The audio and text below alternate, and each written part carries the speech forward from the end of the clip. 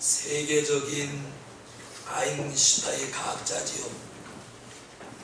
그의 서재에는 전자기학의 시주라고 부르는 마이클 패러데이 초상화가 걸려 있었습니다. 마이클 패러데이는 가난한 대장장이의 아들로 태어나서 학교를 다닐 수가 없었습니다.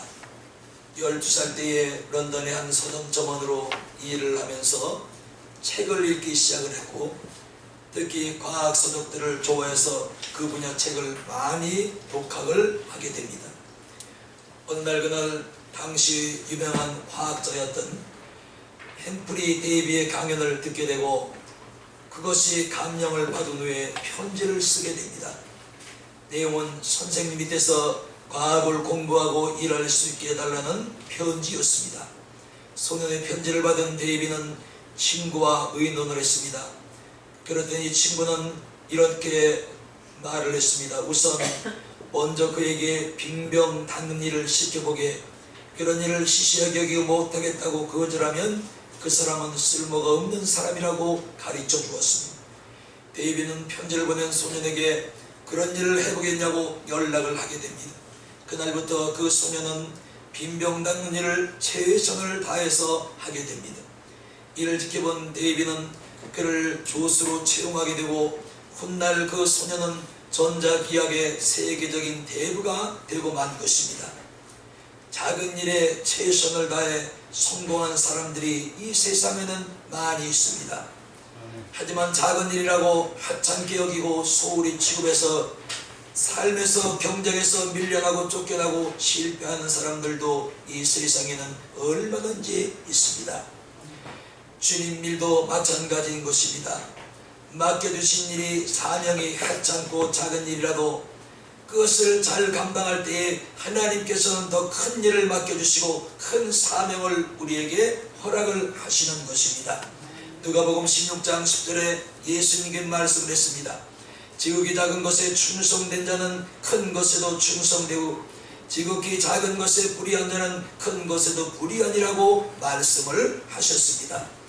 본문은 절망과 실패를 극복하고 희망과 성공으로 나가는 길이 무엇인지, 그리고 닥쳐온 위기를 극복하는 비결이 무엇인지를 우리에게 교훈하고 있습니다. 첫 번째, 오늘 본문에 나오는 로마로 향하던 알렉산드리아의 배는 바울을 비롯해서 276명이 승선을 하고 있었습니다. 그들 중에는 군인도 있었고 무역상도 있었고 친지와 가족을 만나기 위해서 가는 사람들도 있었고 여행하는 여행객들도 있었습니다. 그런데 그 배가 풍랑을 만나서 자초하게 된 것입니다. 그때 상황을 좀 더 자세히 말씀을 통하여 보기로 하겠습니다. 본문 15절 말씀을 보면 이렇게 기록했습니다. 바람에 쫓겨가고 했습니다. 그리고 17절에서는 그냥 쫓겨가더니 바람에 밀려 손쓸 겨를도 없이 재택도 방법도 없이 풍랑에 밀려서 쫓겨갔습니다. 하나님께서 창조하신 대자연 앞에서 아무것도 할 수 없는 무기력한 인간들의 한계를 보여주고 있는 것입니다. 이렇게 일에 쫓기고 시간에 쫓기고 실패와 고통과 질병에 쫓기는 인생의 모습을 우리가 이 사건을 통해서 가늠할 수가 있는 것입니다. 풍랑을 이기기 위해 노력했음을 알 수가 있고, 죽지 않으려고 살기 위해서 발버둥을 치고 망하지 않고 일어서기 위해서 정말로 애쓰는 모습이 오늘 성경에 기록되어 있는 것입니다. 그리고 18절 하반절을 보면 이렇게 기록했습니다. 짐을 바다에 풀어버리렸습니다. 19절은 배의 기구를 저의 손으로 다 내버리고 가라앉는 배의 무게를 줄이기 위해서 값비싼 무역 상품들, 여행객들이 가져온 보따리, 항해에 필요한 배의 기구들을 바다에 모조리 던져버린 것입니다. 이렇게 한 것은 살기 위해서 몸부림치고 발버둥을 쳤음을 알 수가 있는 것입니다. 세계 최대의 호화 여객선이었던 타이타닉호가 빙산에 부딪혀 가라앉을 때에 그 배 안에 있던 온갖 보화와 사치품들 그리고 유명한 사람들 모두가 바다에 빠져 죽었습니다. 타인의 토에 배는 통째로 가라앉았기 때문에 오늘 이 본문에 나오는 이 배와 같이 버리고 안 버릴 것이 없었던 것입니다. 오늘 우리에게도 반드시 버릴 것이 있고 버려서는 안 될 것이 있는 것입니다. 그것은 바로 하나님 보시기에 우리가 아무리 소중하고 귀중한 귀중품이라도 하나님께서 쓸모없는 것이니 버리라고 하면 우리는 가짜없이 버리는 믿음이 있어야 하는 것입니다. 또한 하나님께서 우리가 하찮게 여기는 거, 아이고 하나님 이게 뭐 아무것도 아닌데 이까짓 건 뭐 아무것도 버리겠습니다. 그럴지라도 하나님이 그것은 너에게 쓸모가 있으니 버리지 말라고 하시면 안 버리는 게 우리가 할 일인 것입니다. 그러므로 우리는 오늘 우리가 버려야 될 것이 우리에게 반드시 있다면 하나님은 우리에게 은연중에 말씀을 합니다. 그리고 저를 통해서 말씀을 합니다. 너희는 이것이 내게 합당치 않으니 버려라. 내 신앙에 합당치 않으니 버려라. 하나님을 섬기는 데 합당치 않으니 버려라. 하나님을 예배하고 하나님을 영화롭게 드리는데 합당치 않은 것이니 그것이 무엇인지 너는 버리라고 말씀을 하고 있는 것입니다. 그런데 이 음성을 못 듣고 있는 겁니다. 들어도 순종을 하지 않는 것입니다. 들어도 그것이 하나님의 음성인 줄을 알면서도 일부러 또는 거역을 하고 불순종을 하는 것입니다. 오늘 우리는 유혹의 욕심을 따라 썩어져가는 옛구습, 옛사람, 분을 내는 것, 더러운 말, 죄와 나쁜 습관, 옳지 못한 것, 신앙생활에 걸림돌이 되는 것들, 교회생활을 가로막는 것들, 이런 것들이 아무리 우리 보기에 소중할지라도 하나님이 버리라면 버려야 맞는 답이 되는 것입니다. 이거 가지고 있어야 여러분 복이 되지 않습니다. 이거 여러분 소유하고 있어봐야 여러분 삶에 절대로 도움이 되지 않습니다. 이것을 안고 쓰다듬고 아끼고 여러분 이것을 보존하라고 할지라도 절대로 이것은 여러분에게 복이 되지 않는 것입니다. 하나님께서 우리의 생각과 다르셔요. 내가 생각하는 것, 내가 알고 있는 모든 것들보다 하나님은 모든 것들을 익히 알고 계십니다. 그분이 우리에게 필요한 것을 얼마나 잘 아시겠습니까? 그분이 우리가 필요치 않은 것들을 하나님이 얼마나 먼저 알고 계시겠습니까?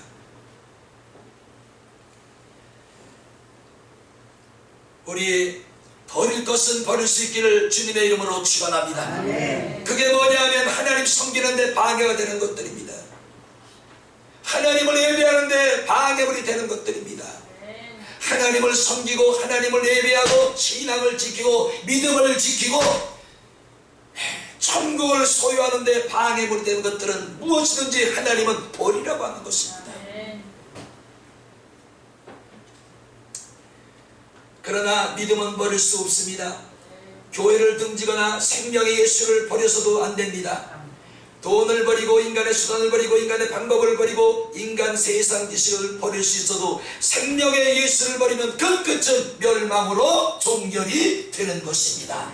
사랑하는 여러분, 우리 하나님이 버리라는 것은 반드시 버릴 수 있기를 축원합니다.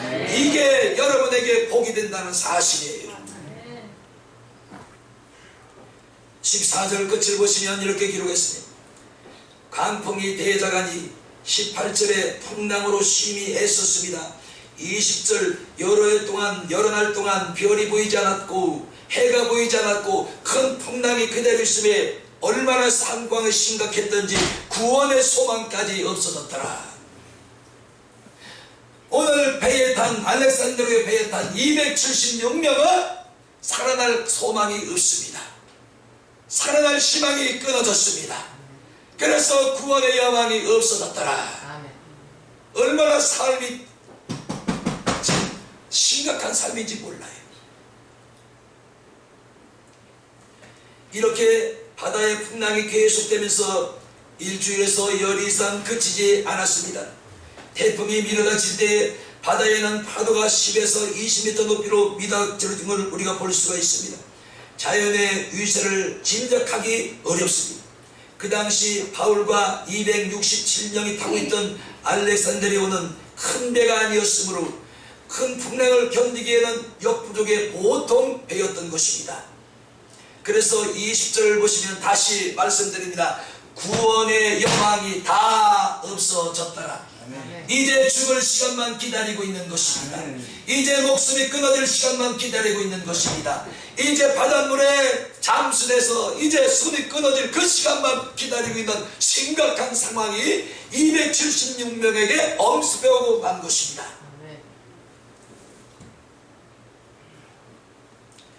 실패의 결정적 조건은 풍랑이었습니다. 풍랑 때문에 쫓겨가야 했고 살아남기 위해서 애써야 했고 짐, 기부도, 귀금속도, 돈도, 소지품도 바다의 모두를 버려야만 했던 것입니다.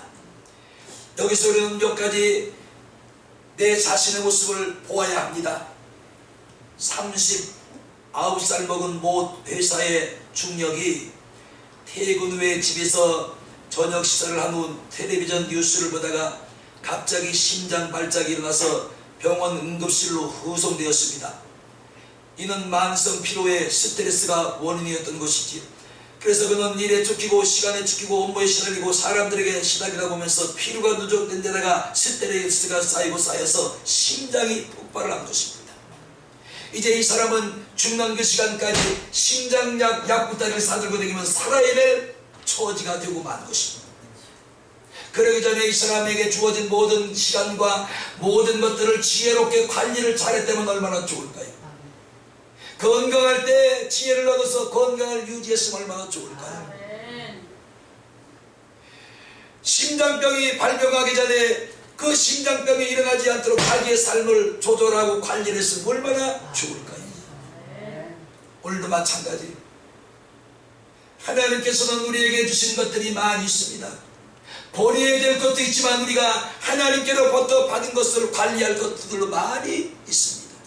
첫 번째로 신앙입니다. 예수를 지켜야 됩니다. 신앙을 관리해야 됩니다. 여러분의 영적인 상태를 관리해야 됩니다. 여러분의 믿음을 관리해야 됩니다. 지금 내 믿음은 어디쯤 가고 있는지, 내 하나님의 섬김은 몇 점을 받고 있는지, 하나님에게 내가 오리를 하고 있는지, 아니면 내가 반방을 세상과 하나님으로 양말을 띠고 있는지. 그 다음에 여러분, 돈을 잃는 것은 조금 잃는 것이요 하나님께서 내게 주신 건강을 잃는 것은 모든 것들을 다 잊어버렸다고 합니다. 여러분, 한 번 잃은 건강은 그 건강을 회복하려면 잘 회복도 안 되지만 그 건강을 회복하려면 배나 힘을 더 써야 하는 것입니다. 제가 보니까 그래요. 해마다 저도 건강이 달라집니다. 죄송해요. 그전에는 웬만큼 아프면 그냥 기도 한두 시간 하고 나면 그냥 몸이 걷긴 걷더랬는데 지금은 한두 시간 기도하가 좀 되질 않아요. 그래서 하나님께서 우리에게 주신 건강도 함부로 사용하면 안 된다. 관리를 잘해야 된다. 관리를 잘못해서 얻는 병은 하나님도 책임을 못 지는 것입니다. 내가 너 건강을 줄 때 관리하라고 주었지 않느냐. 이게 지혜지요. 이게 분별의 지혜지요. 이걸 모르고 그냥 건강하다고 건강할 때 그냥 내 건강을 휘둘러 버리는 것입니다. 망가지는 줄 모르고.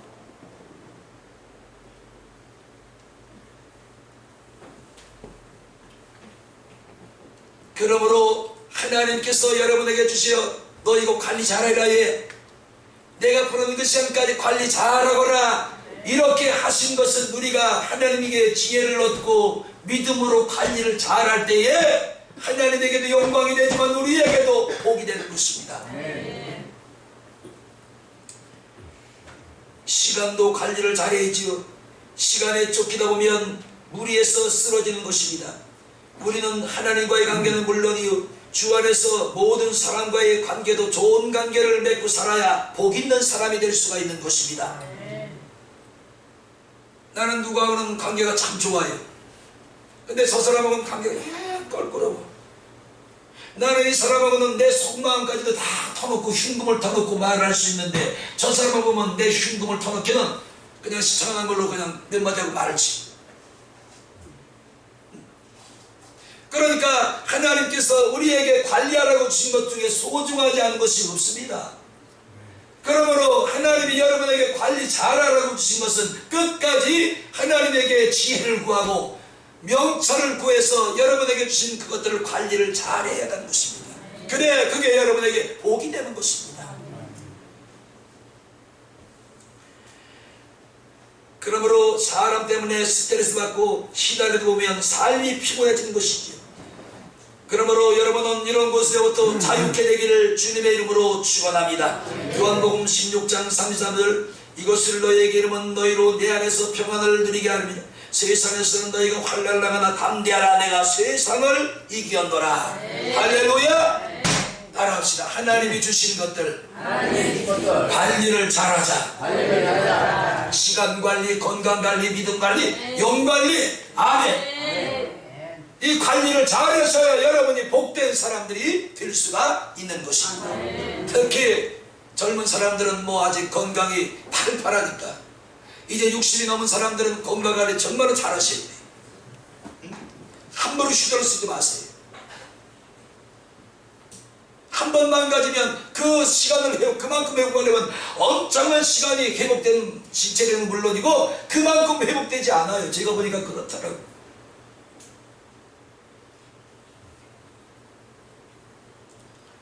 두 번째 23절을 보시면 바울이 담대히 이런 말을 합니다. 나의 속한 바 곧 나의 섬기는 하나님이 사자가 어젯밤에 내 곁에 서서 말하되 24절 하나님께서 나와 함께 행선하는 자를 다 내게 주셨으므로 25절 나는 내게 말씀하신 그대로 되리라. 하나님을 믿노라 그랬습니다. 그리고 31절 보면 배이지 아니하면 너희가 구원을 얻지 못하리라고 말씀을 합니다. 이게 핵심 줄거리예요. 제가 다시 말씀을 드립니다. 23절 나의 속한 것 나의 섬기는 하나님의 사자가 어젯밤에 내 곁에 와서 나에게 말하되 어떤 말을 했나 봤더니 24절에 하나님께서 나와 함께 행선한 자를 다 내게 주셨다 하시므로 25절 나는 내게 말씀하신 그대로 되리라 믿노라 하고 아주 중요한 결론이 나옵니다. 이 31절 너희가 배이지 아니하면 너희가 구원을 얻지 못하리라고 말씀을 하는 것입니다. 오늘 여기서 배는 어딘가요? 교회. 교회밖에는 구원이 없습니다. 세상 없는 모임이라도 교회밖에는 구원이 없는 거예요. 오직 구원은 교회 안에만 있는 것이지요. 교회 밖을 벗어나면 절대로 구원이 없습니다. 창세기 6장에 나오는 노아 홍수 방주를 보시기 바랍니다. 방주에 탄 노아의 가족 8명만이 구원을 받았고 방주 밖에 있던 세상 온 사람 모든 사람은 홍수로 목숨이 끊어지고 만 것입니다. 그러므로 어떤 환경 속에 있을지라도 교회 안에 머물러야 돼요. 힘든 일이 있을수록 더 교회에 나와야 됩니다. 그런데 우리의 사정은 그렇지 않아요. 평상시에 편할 때는 교회를 출입을 자주 합니다. 그런데 어려움이 없고 실망이 오고 좌절이 오고 낭만이 오고 낙심이 오고 내가 하는 대로 원하는 대로 모든 일이 풀리지 않고 막히게 되면 하나님 떠나고 교회를 전부 올려요. 그 이상의 심리가. 그럴수록 더 교회에 나와야 됩니다. 안 될수록 힘들수록 고난이 있을수록 병든 몸일수록 고통이 있을수록 시험이 따라올수록 우리가 더 교회 안에 머물면서 하나님을 더 찾아야 되는데 우리는 참 반대로 본다. 31절 우리 크게 3번 읽읍시다.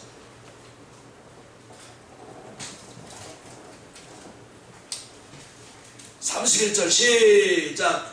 바울이 백성과 군사에게 이 사람들이 배이지 아니하면 너희가 구원을 얻지 못하리라 하니 다시 한번 바울이 백부장과 군사들에게 이르되 이 사람들이 배이지 아니하면 너희가 구원을 얻지 못하리라 하니 한 번만 더 크게 해요.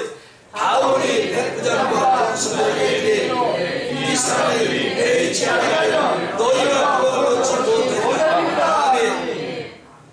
지금 구원이 어디 있다는 거예요? 그런데 여러분 힘든 일이 생기면 자꾸 교회 밖으로 벗어납니까? 왜 도망을 칩니까?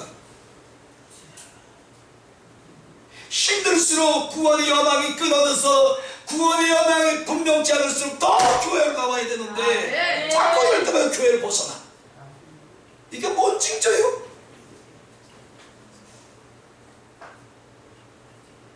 나는 그 징조를 모르겠어. 왜 그러는지.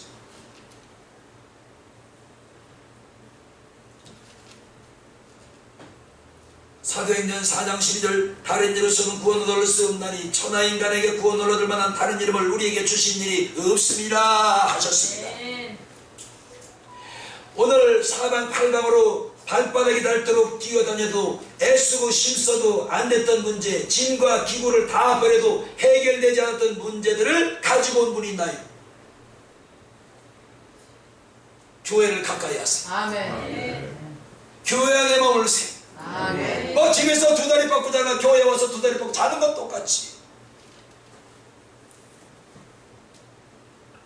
하나님은 어느 걸 좋아하실까요? 죽겠다고 힘들겠다고 집에서 두 다리 두 번 뻗고 다리자로 누워서 자는 걸 좋아할까요? 아니면 죽겠지만 교회 안에 이외에는 구원의 소망이 없음을 알고 정말로 피곤하고 힘들지만 하나님 앞에 나와서 누워 자는 걸 하나님 좋아할까요? 네. 여러분이 하나님이라는 누굴 축복하시겠어요?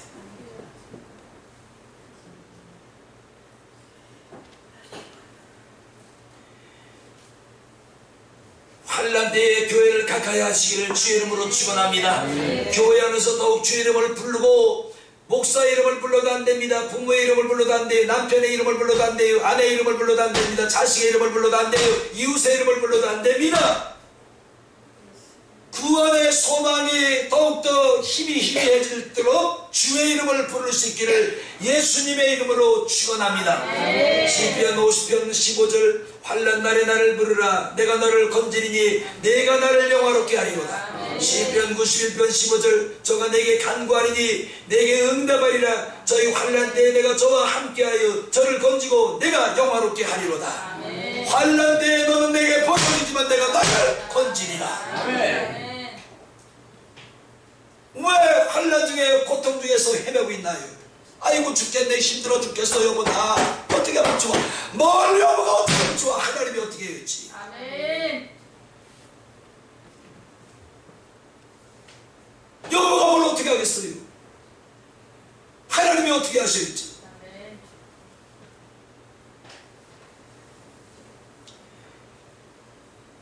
오늘 사방팔방으로 발바닥으로 밟고 다녀 뛰어다녀도 애쓰고 힘써도 안 됐던 문제, 짐과 기구를 다 버려도 해결되지 않았던 문제들이 오늘 이곳에서 해결되기를 축원합니다. 해결받고 가시기를 주님의 이름으로 축원합니다. 정신 차려요. 졸지 말고.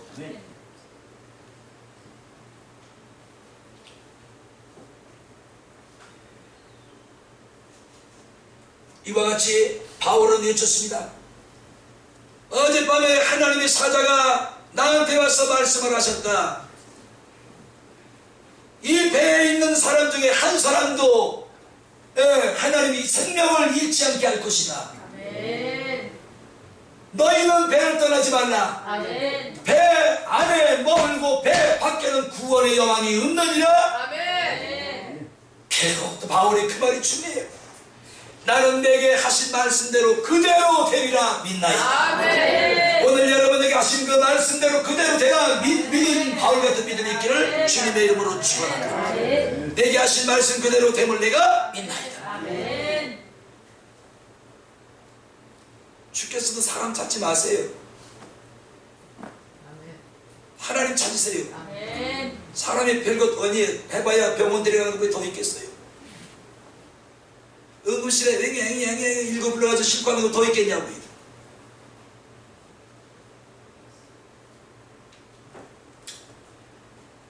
이 말씀을 믿는 자들에게는 살 길이 열렸고 구원의 길이 열렸고 위기가 물러가고 하나님의 은총이 그들에게 왔던 것입니다. 아멘.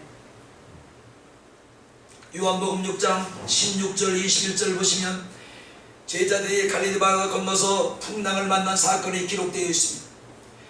제자들끼리 배를 주어서 바다를 건너가다가 큰 풍랑을 만났는데 제자들은 자신들의 체험과 힘만 믿고 10여리 정도 풍랑을 싸우며 간신히 갔으나 더 이상 풍랑에 밀려서 앞으로도 나가고 뒤로도 못 나가고 좌우로도 나갈 수 없는 지경에 이릅니다. 이때 예수님께서 풍랑 중에 애쓰며 힘쓰며 자신들이 소지품을 다 버리고 구원의 소망이 끊어진 그 상태에서 예수님이 바다 위를 걸어서 사뿐사뿐 걸어서 제자들이 탄 그 배에 환난 있는 배로 다가오십니다. 이때 제자들이 예수님을 배에 모신지라 곧 배는 육지에 가고자 하는데 닿았더라. 아멘.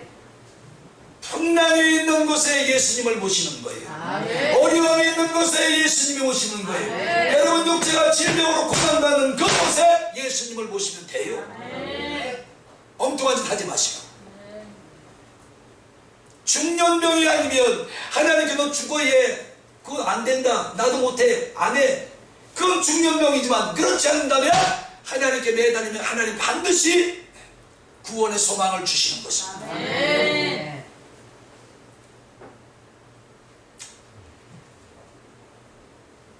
오늘 예수님은 바울의 입을 통해서 말씀을 합니다. 내게 하신 그 말씀 그대로 나는 됨을 믿습니다. 아멘.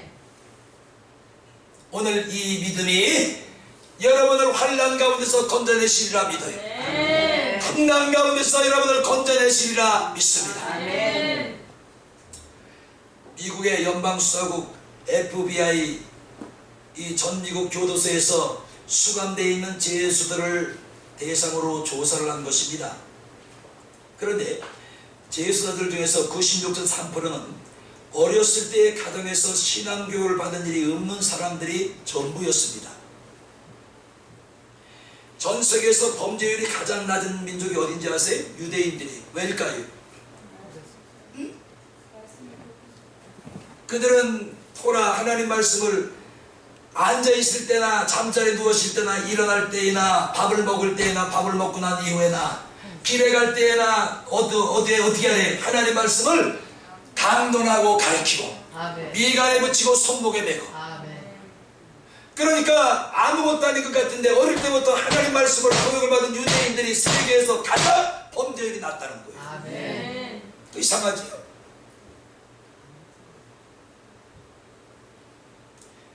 지금 여러분 자네가 가만히 보세요. 그래도 어릴 때 교회 나와서 하나님 그래도 뭐 찾고 장수도 부리고 이런 애들이 범죄합니까? 그들 의식 속에는 여러분 이게 있어요. 아 하나님이 보고 있겠지. 하나님이 살아계신데 내가 죄를 지면 안 되지. 이런 의식이 있단 말이에요. 이게 살아있는 인식이에요. 그런데 예수를 교육을 못 받은 사람들은 아이들은 그런 게 있을까요? 없어. 어릴 때 신앙교육이 중요해요.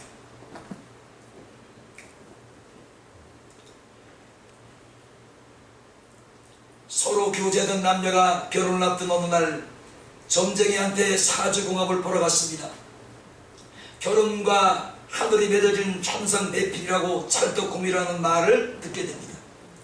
그들은 그날부터 틈만 나면 찰떡을 사 먹었습니다. 약혼식 때도 축하 케이크 대신에 찰떡으로 케이크를 만들어 먹고 결혼식 때에도 일부러 찰떡을 만들어 대접하고 자기들도 찰떡을 먹었습니다.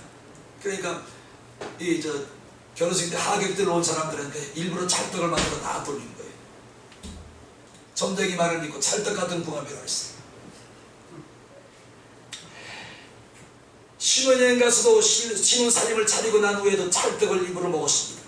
찰떡처럼 달라붙어서 찰떡궁합으로 살자는 뜻에서 그렇게 한 것입니다. 점쟁이 말을 듣고. 그런데 6개월이 지나면서 부부싸움이 시작됐는데 초저녁에 시작한 부부싸움이 새벽까지 계속돼. 왜? 찰떡 들러붙면서 떨어지지 않은 채 계속 싸움박질하는 것입니다. 쉬는 날이 되면 마주보고 앉아서 하루 종일 싸움질하는 것입니다. 왜? 찰떡을 너무 많이 먹기 때문에. 점쟁이가 찰떡궁합이라고 찰떡궁합이 되는 게 아니에요. 네. 그래서 점쟁이가 시키는 대로 찰떡을 많이 먹으면 찰떡궁합이 된다면 아마 대한민국에 있는 떡집 다 부자 됐을 거예요.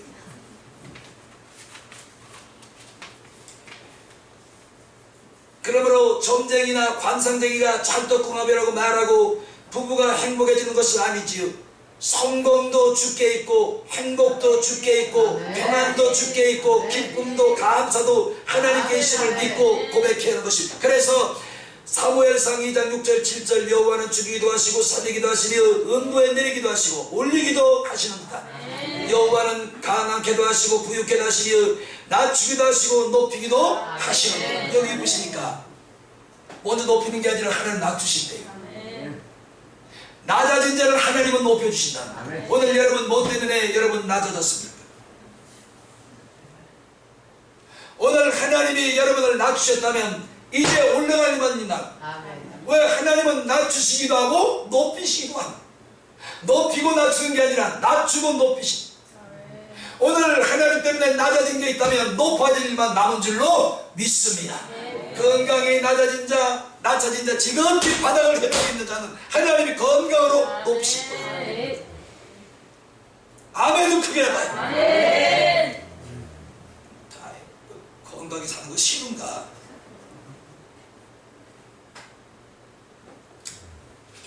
그럼 요 한번 우리 말씀 찾아보고 넘어가요. 사무엘상 2장 6절 7절 또 어디 있는지 알아요. 참치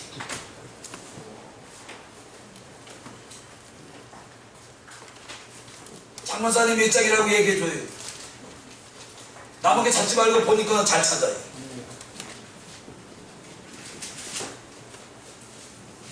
빨리 몇 장이라고 얘기해줘요. 구약서는 몇 장에 있어요? 구약 410페이지 사무엘상 2장 6절 7절.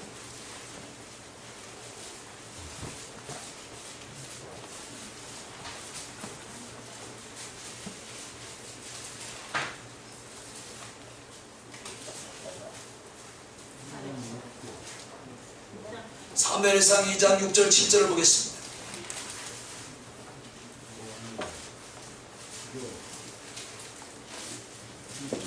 자, 찾으셔서 같이 봅니다. 자, 2장 6절 7절 시작. 여호와는 부시기도 하시고 쏟기도 하시고 음부에 내리기도 하시고 올리기도 하시고 여호와는 가난케도 하시고 부하게도 하시며 낮추기도 하시고 높이기도 하시는구나. 자, 여기 보니까 자, 먼저 살리기는 게 아니라 어떻게? 죽이기도 하시고, 그 다음에 뭐 하신대요? 살리기도 하시고, 뭐 하시고? 죽이기도 하시고 살리기도 하시고, 그 다음에 음부에 내리기도 하시고 음부에서 올리기도 하시고, 가난하게도 하시고, 그 다음에 뭐예요? 부유하기도 하시고, 낮추기도 하시고 뭐예요? 높이기도 하시고. 근데 우리는 이걸 거꾸로 가지고 자꾸 우리 하나님 못할 게 뭐가 있어요? 자, 하나님은 가난한 자를 부하게 하시고, 여러분 아멘만 하세요. 하나님은 가난한 자도 부하게 하시고, 죽은 자를 살리시고, 아멘이 작아요. 낮아진 자를 높이기도 하시고, 가난한 자를 부하게도 하시고, 죽은 자를 살리기도 하시고, 낮아진 자를 높이기도 하시는 하나님이시죠. 여기 보니까 죽은 건 절망이지요. 그지요? 죽은 사람에게 무슨 희망이 있겠어요? 이런 절망 가운데서 하나님은 다시 살리시고, 아멘. 가난케도 하시고, 가난한 뭔 답이 있겠어요? 네? 그런데 가난 중에도 하나님은 부유케 하시고, 그 다음에 하나님은 뭐예요? 낮추기도 하시고, 낮춘다 이 말은 바닥을 지금 친 거예요. 바닥을 쳐서 헤매고 있는 겁니다. 나 좀 보세요. 온 육체와 온 환경과 가정 모든 경제적인 것들이 하나님의 매를받아 전부 멍이 드는 거예요. 상처가 나 있는 거예요. 낮아졌어.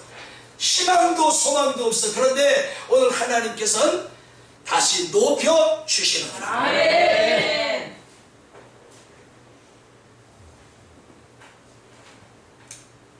이같이 하나님께서는 오늘도 교회를 통해서 갈구한 영혼들 인생들에게 길과 방법과 해결책을 말씀으로 제시해주고 있는 것입니다. 여러분 은혜 받으려고 이 교회 저 교회 찾아다닐 필요 없습니다. 영적인 구원할 필요 없어요. 이곳이 여러분이 찾는 하나님의 생명이 있는 곳이요, 영양식이 있는 곳이요, 문제 해결점이 있는 곳이요, 문제 해결자 예수를 만나는 것인 줄로 믿습니다. 기웃거리지 마시고,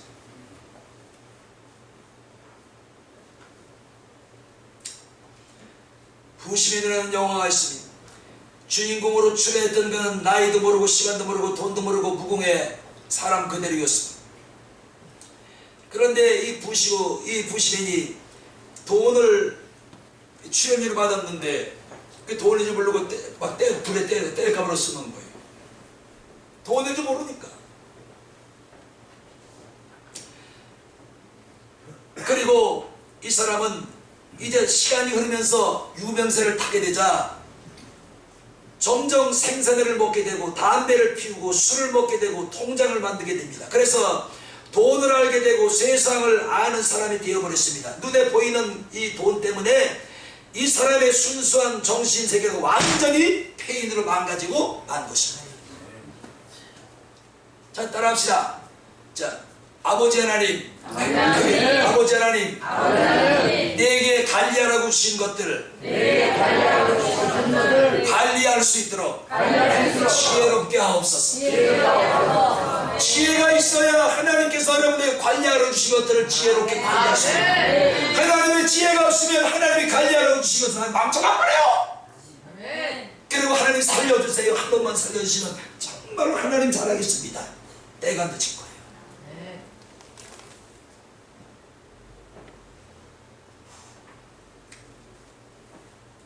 실패했다가 성공하는 것보다는 성공했다가 실패하는 것이 더 삶이 비참해집니다. 아멘. 무슨 얘기냐면 한 달에 10만 원을 쓰던 사람이 한 달에 10,000 원을 가지고 쓰는 겁니다.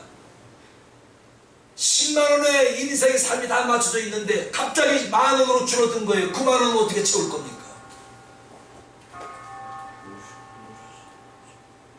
저 뭐야 또 저.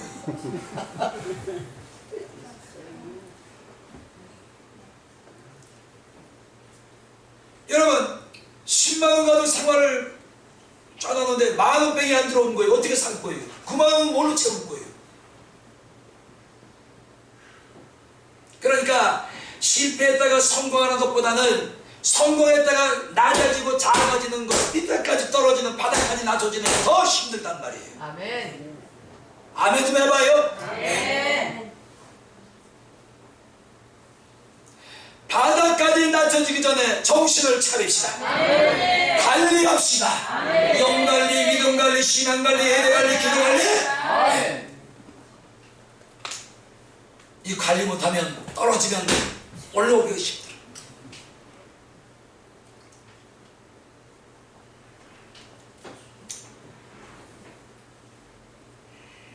한번 따라하고 마칩시다. 이제 나는 내게 말씀하신 대로 그대로 되리라. 하나님을 믿노라. 다시 한번 나는 내게 말씀하신 대로 그대로 되리라. 하나님을 믿노라. 아멘. 오늘 하나님께서 여러분에게 하신 말씀 그대로 되리라. 하나님을 믿으시기를 축원합니다.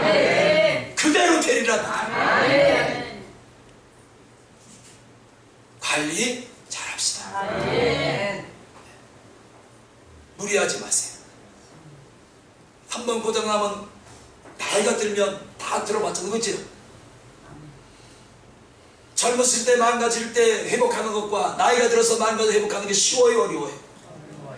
그렇게 회복도 안 되지만 그 과정이 굉장히 고통스러워. 지혜가 없어.